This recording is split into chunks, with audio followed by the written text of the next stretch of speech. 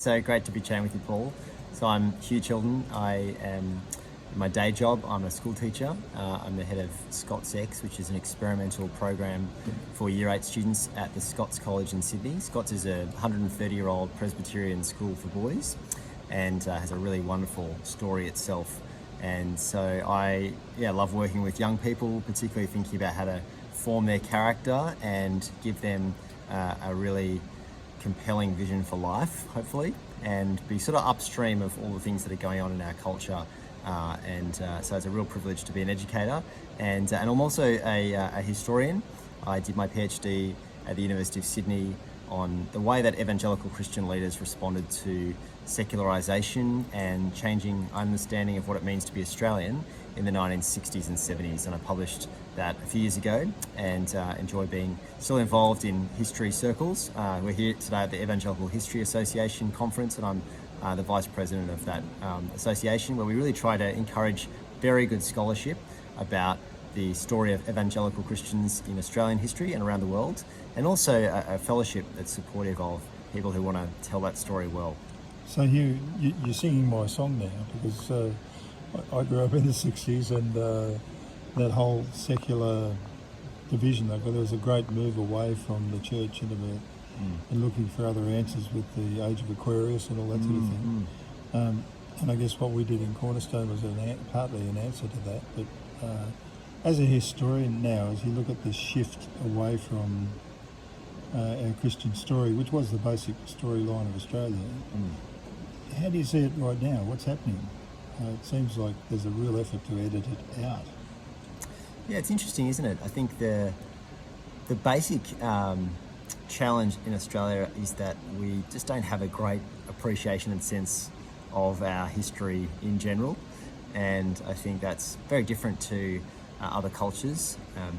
One of my favourite books about history is by the Professor Tom Griffiths from the ANU, an environmental historian, and he begins by talking in his book, which is about historians in Australia, of going on a walk in France, a pilgrimage actually in France, and meeting three French people one night, and one's a banker, one's a mechanic, and one's something else, ordinary folk, and they find out that he's a historian, and they say to him, "Oh, so who are your top three favourite French historians?" And Tom Griffiths writes, "You'd never get asked that question in Australia, let alone any sense of historical consciousness." So I think that's been a long challenge here, and I think the added challenge there is that there's a broader narrative in our culture that Christianity hasn't just been irrelevant. It hasn't. It's been central to everything that we, I think, enjoy here in Australia, as well as some of the challenging episodes in our history.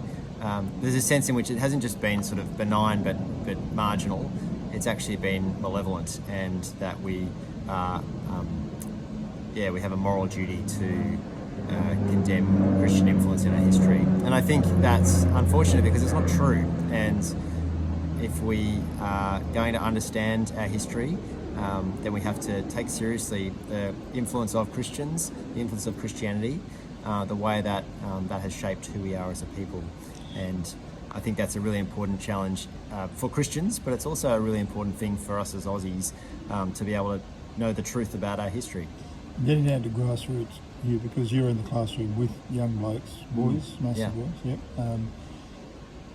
who have grown up on YouTube and bite-sized stuff, and probably a fairly strong cynicism towards Christianity in the background, or at least a drift away to materialism. How do you get traction there? And at the risk of shameless self-promotion, why you've been using some of the stories I've been doing. Yeah, no, I really appreciate what you've done, Paul, in terms of helping take some of those stories that are, in very well-researched history books and helping them to live. So one of the things we've done this year is to help our students. We did a terms focus on citizenship. That was our theme in the first term of this Year 8 program, and think about the names for the groups the boys were working in, their team names. We're thinking about who are some really significant Australian citizens. And so, went to your podcasts, Paul, and gave the boys the stories of Mary Ryby, the convict entrepreneur. Quong Tart. You're not Kong Tart in this instance, but I spoke to our staff at the school at our induction day about Kong Tart and the huge influence that he had in the background in starting our school, the Scots College. Really? Okay. Edith Cowan, first female member of Parliament, and David Unipon, who's called Australia's, I think you call him, he's been called Australia's Leonardo da Vinci, great inventor and a preacher, and who else do we look at? And John Flynn, who, as a Presbyterian school, he's a legend, and one of our earliest old boys, a guy named Dr George Bell, was the guy who made the Flying Doctors Service fly, because he gave it his backing, hosted meetings, and was a great supporter. Right. So just helping the boys, if you're going to know any stories, you need to know some Australian stories, and there are some amazing stories of Australian citizens who've been hugely influential and deeply motivated by their Christian faith. So that's one example of what we've been trying to do. And I think the way that the stories you've been telling are so accessible and crisp and relevant and told with truth is really refreshing and helpful.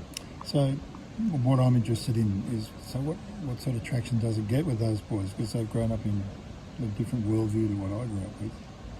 And so I'm an old bloke talking to all these young guys. Yeah. I think it's helpful for them to. They need to. Let me start again. I think everyone loves a good yarn. Everyone loves a good story, and particularly when you're telling stories of people who've rolled their sleeves up and made a huge impact out of a deep motivation to serve others. I think it's hard to walk away from those sorts of stories. I think also, boys particularly love an adventure story, a story of risk and challenge. And you think about someone like John Flynn and his daring to go and do that which was considered pretty much impossible. And I think so. They warm to that. And my hope is that young people can hear stories that stick with them, and maybe down the track they'll join the dots around the motivation for those people being, a transforming relationship with Jesus Christ. But I want them to know the stories first and foremost. So you're in a Christian environment, at least at the school. Yeah. What would you say to teachers who aren't in that sort of environment, with the curriculum the way it is? How would they do this? Yeah, I think the curriculum offers lots of opportunities to talk about stories and stories of Australians, and so you just got to look for those moments and look for good resources. As teachers, we're pretty time poor, so we're always looking for things that are good resources to share with our young people. And so, if you're teaching about convict origins, for instance, in stage 2 in the prep school, a 10-minute talk about someone like a Mary Ryby is a really easy resource to access. If you're teaching in year 10 about Australian Aboriginal people and their struggle for rights and freedoms since 1945, well, I played for my students the podcast about Bill Ferguson, leader of our civil rights movement here. And so there's lots of points of intersection, and it's a great way to hook students by saying, here's a story, what's going on here, what was happening in Australia at the time, how do we understand this person in their context, and then you might get to what motivated them and what might motivate you to play your part as an Australian, and maybe also as somebody who's motivated by Christianity as well. So I think there are lots of opportunities. You just got to take them, and if you've got resources that are really easily share with students that are short and crisp and digestible, then that's a wonderful gift. So thanks for the work you've done, Paul, in helping those invisible stories to come out of the shadows. Well, actually, I'm just surfing in on all the work blokes like Stuart Piggin and others have done, so my job's to get it out there. But you're right, I love the idea of getting it into schools and in front of children, because they're great stories. Kids need inspiration, don't they? Yeah, they always do. Love having heroes. That's right. Yeah, and there's a lot of hope. I think there's a lot of hopelessness in our culture, and for young people, what have they got to look forward to? Can they really make an impact at all? And I think it's tough being a young person. There are a lot of challenges, but when you hear stories of people who have done really impressive, brave, challenging things and done it with joy and with selflessness, it's inspiring. And you never know. You never know about the kids you teach, what influence they might have into the future, and what contribution as a teacher you might have had in sowing some seeds. I think young people are looking for hope. They're looking for inspiration, and stories can cut through the cynicism and provide that which they really need. Beautiful. Thanks, Hugh.